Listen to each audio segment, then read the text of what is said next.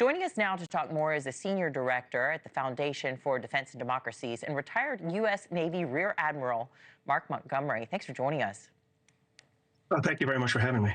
Okay, let's start with those troubling images we saw there, the IDF taking over the hospital in northern Gaza. You can just imagine what these evacuations would have been like, people on ventilators and all of that, and one of the last ones remaining there. How did these actions set back peace talks? Listen, I think that the peace talks themselves are struggling because I don't believe Hamas has ownership of all the hostages, and that's going to be a problem going forward. They're looking at two stages of peace talks. One where, they exchange hostages who are women, children, sick or elderly men, those are Israeli hostages in Gaza for Palestinian prisoners. They're having a hang-up on that because the Hamas is not sure that Israel will go to the next step, which is a broader exchange and a cessation of hostilities. Because of that, they're hung up. Israel going in and striking, they've been striking where Hamas is at, which unfortunately is often hospitals, mosques, schools. Hamas fights from within the population, and that causes Israel to strike them, which has very deleterious and unfortunate effects, like the results of the strike we saw in the hospital. At the top, you mentioned Hamas not being able to potentially even locate all of these hostages. What do you think Israel could do or should do in response if more admissions take place in the coming days and weeks?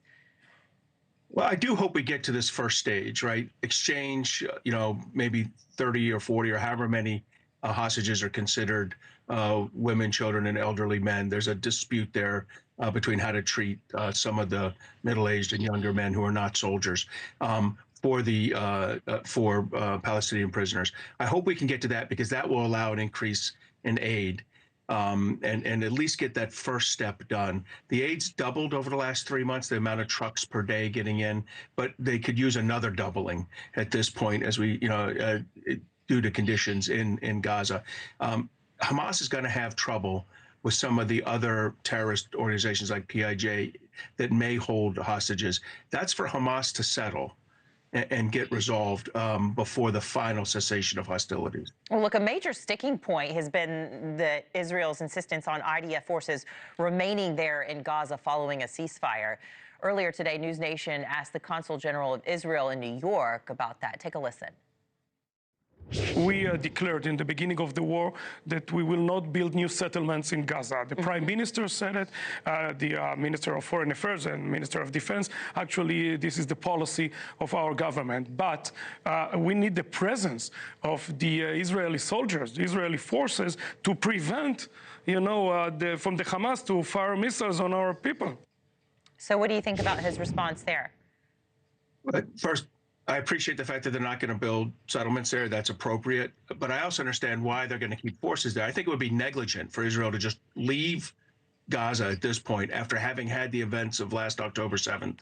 I think their domestic population would consider it negligent to just walk away until you understand how Gaza is going to be domestically governed during the reconstruction phase, because that's the final step. When they do the final exchange of prisoners and the cessation of hostilities, there will be a reconstruction phase. At that point, they'll need a governance system. If it's just going to be Hamas or Hamas lookalikes, Israel needs to be present. And, I think they have a plan for how they would be present with the least visible impact. And certainly there's no intention of creating settlements in Gaza. I don't know who would want to live there. And I suspect they have no intention of doing that. And I think skeptics would even say it's too early to even talk about reconstruction. But what would that look like? Expensive. I think it would be expensive. I think it's going to look like Saudi Arabia, UAE, Qatar, other Arab countries that have come to, that have basically joined the Arab Accord, the Abraham Accords, or in a close relationship with Israel, could provide that money. I'd say Egypt, but Egypt's been very unreliable in this. But those other countries can certainly provide the financing to get reconstruction started. But we're talking about numbers that are in the hundreds of in my mind, Ukraine-like in the hundreds of billions of dollars. Thanks for watching. Go to joinnn.com to find NewsNation on your screen. And don't forget to click the red subscribe button below to get more of NewsNation's fact-driven, unbiased coverage.